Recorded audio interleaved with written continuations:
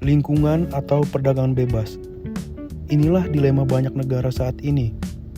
Melindungi lingkungan penting, tetapi perdagangan internasional menuntut pasar terbuka dan hambatan minimal.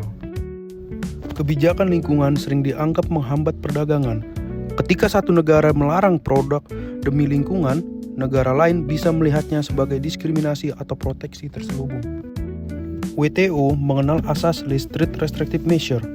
Negara boleh melindungi lingkungan, tapi kebijakannya harus seminimal mungkin membatasi perdagangan, tidak diskriminatif dan proporsional. Asas Least Restrictive Measure.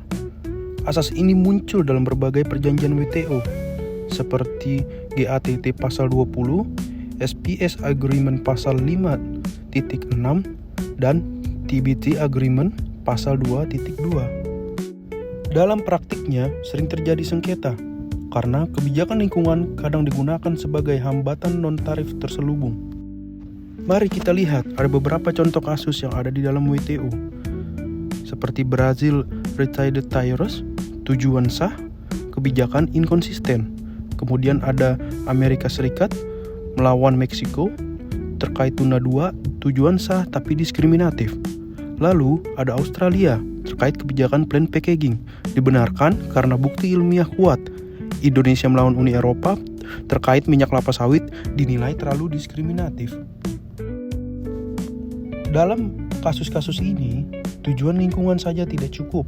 Yang diuji WTO adalah desain kebijakan, penerapannya, dan alternatif yang tersedia. Temuan dalam riset ini adalah dilema lingkungan dan perdagangan harus diseimbangkan. WTO tidak melarang pelindungan lingkungan, tetapi menuntut kebijakan yang proporsional, berbasis bukti, dan tidak membatasi perdagangan daripada yang diperlukan. Banyak negara menghadapi dilema antara melindungi lingkungan dan menjaga perdagangan bebas. WTO menggunakan asas Least Restrictive Measure untuk menyeimbangkan keduanya. Negara boleh melindungi lingkungan, tetapi kebijakannya harus proporsional, tidak diskriminatif, berbasis bukti ilmiah, dan tidak lebih membatasi perdagangan daripada yang diperlukan.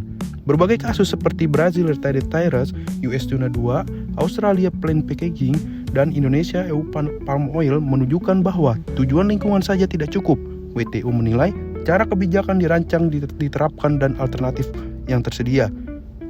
Bagi negara berkembang, asas ini membatasi ruang kebijakan, namun juga menjadi alat hukum untuk menentang hambatan perdagangan terselubung.